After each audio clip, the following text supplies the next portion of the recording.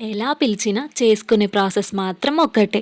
Hello everyone! Welcome back to my channel. ఏం curry చేసుకోవాలని లేనప్పుడు ఇలా సింపుల్‌గా ఇంట్లో ఉన్న వెజిటబుల్స్‌తోనే వెజిటబుల్ రైస్ అయితే చేసుకోండి. చాలా బావుంటుంది టేస్ట్.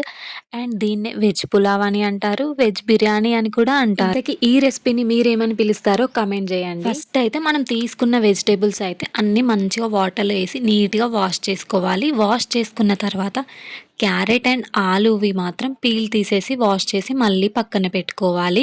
ఇంకా నేనైతే క్యారెట్, ఆలు, టమాటా, బీన్స్, మిల్ మేకర్ ఇవి తీసుకుంటున్నాను. మీరు కావాలంటే ఇంకా ఎక్స్‌ట్రా వెజిటబుల్స్ కూడా యాడ్ చేసుకోవచ్చు.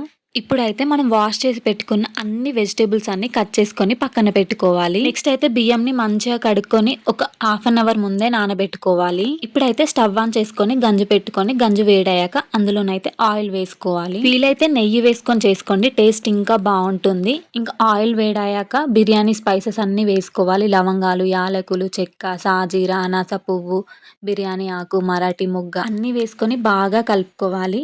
సాజీరా కొంచెం ఎక్స్ట్రా యాడ్ చేసుకోండి, టేస్ట్ చాలా బాగుంటుంది. స్పైసెస్ అన్ని మంచిగా ఫ్రై అయిన తర్వాత మనం ఆల్రెడీ కట్ చేసుకున్న ఆనియన్ అండ్ మిర్చి వేసుకొని ఫ్రై చేసుకోవాలి ఒక 2 మినిట్స్. 2 మినిట్స్ తర్వాత జీడిపప్పు, క్యారెట్, ఆలు కూడా వేసుకొని మంచిగా కలుపుకొని వీటిని కూడా ఒక 2 మినిట్స్ ఫ్రై చేయాలి. ఫ్రై చేసిన తర్వాత ఇందులోనే బీన్స్ కూడా యాడ్ చేసుకొని ఫ్రై చేయాలి. నెక్స్ట్ టమాటా యాడ్ చేసుకొని మంచిగా ఫ్రై చేసుకోవాలి. ఒక 5 మినిట్స్ తర్వాత టేస్ట్‌కి తగ్గట్టు సాల్ట్ యాడ్ చేసుకొని బాగా మిక్స్ చేసుకోవాలి. అండ్ ధనియాల పొడి కూడా వేసుకోండి. ఆ క్లిప్ అయితే మిస్ అయింది, నేనైతే యాడ్ చేయలేదు. వెజిటబుల్స్ అన్నీ మంచిగా ఫ్రై అయినాక అయితే వాటర్ పోసుకోవాలి. వాటర్ 1:2 రేషియో లాగా పోసుకోవాలి. అంటే ఒక గ్లాసు బియ్యానికి 2 గ్లాసుల వాటర్ పోసుకోవాలి. వాటర్‌లోనే కొన్ని మిల్ మేకర్స్ కూడా యాడ్ చేసుకొని బాగా మిక్స్ చేసుకొని అయితే మూత పెట్టుకోవాలి. ఒక 5-10 మినిట్స్‌లో వాటర్ అయితే ఇలా బాయిల్ అవుతుంది. వాటర్ మంచిగా బాయిల్ అయిన తర్వాత మనం ఆల్రెడీ నానబెట్టుకున్న రైస్ అయితే ఇందులో వేసి బాగా మిక్స్ చేసి మూత పెట్టుకోవాలి.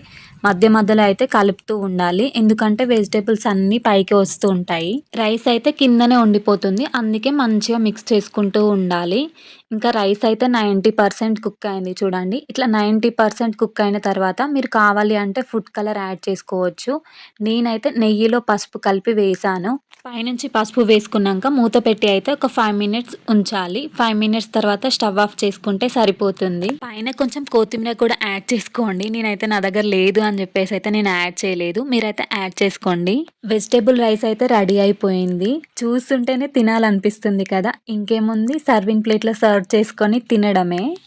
చూడండి ప్లేట్ ఎంత కలర్‌ఫుల్‌గా కనిపిస్తుందో కదా. ఇంకా వేడి వేడి వెజిటబుల్ రైస్ అయితే తింటున్నాను. అండ్ రైతాతో కూడా సర్వ్ చేసుకుంటే టేస్ట్ చాలా బావుంటుంది. నేనైతే కాంబినేషన్‌గా రైతానే చేశాను. టేస్ట్ అయితే చాలా చాలా వచ్చింది. అండ్ మీరు కావాలి అంటే ఆలు కుర్మా, మసాలా కర్రీ ఇలా కూడా కాంబినేషన్ చేసుకొని తినొచ్చు. ఇంకో విషయం ఏంటి అంటే నేను రెగ్యులర్‌గా యూజ్ చేసే రైస్‌తోనే చేశాను. కావాలంటే బాస్మతి రైస్‌తో కూడా చేసుకోవచ్చు. ఎలా చేసుకున్నా, ఎందులో చేసుకున్నా సేమ్ ఇదే ప్రాసెస్. సింపుల్‌గా, టేస్టీగా ఇంట్లో ఉన్న వెజిటబుల్స్‌తోనే వెజిటబుల్ రైస్ ఎలా చేసుకోవాలో చూసారు కదా. మీరు కూడా ఇలా ఖచ్చితంగా ఒకసారి ట్రై చేయండి. అండ్ మీకేమన్నా రెసిపీస్ కావాలి అని అంటే కింద కామెంట్ సెక్షన్‌లో కామెంట్ చేయండి. ఇంతవరకు చూసారు కదా, నా వీడియోకైతే ఒక లైక్ ఇచ్చేసి మీ ఫ్రెండ్స్‌కి అయితే షేర్ చేయండి. అండ్ ఎవరైతే కొత్తగా మన ఛానల్‌ని చూస్తున్నారో వాళ్ళైతే సబ్స్క్రైబ్ చేసుకొని నోటిఫికేషన్ అయితే ఆన్ చేసుకోండి. నా వీడియోస్ అయితే మిస్ అవ్వకుండా ఉంటారు. Thank you for watching. Bye.